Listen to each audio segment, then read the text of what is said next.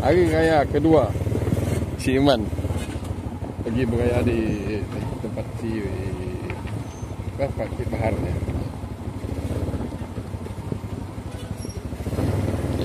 Dia pakai kereta Pakcik Bahar ni untuk ke dalam ni kata.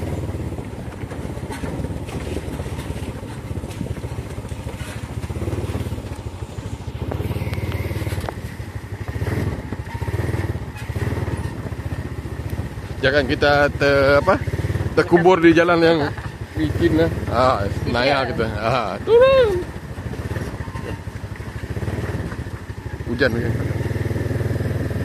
Maka kita cepat.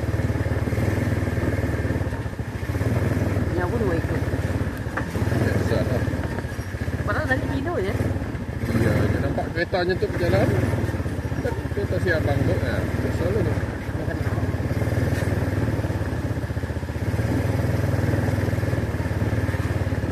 Sawit pun mau elak lubang.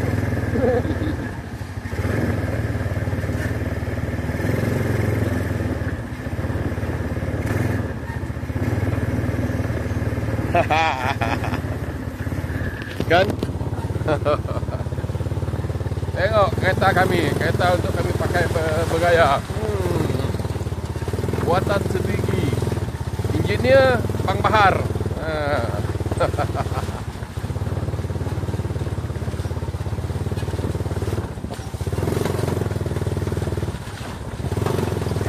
Iman, pemandu Iman.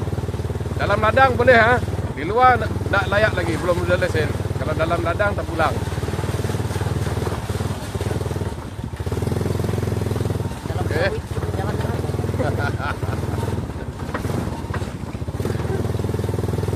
Okay.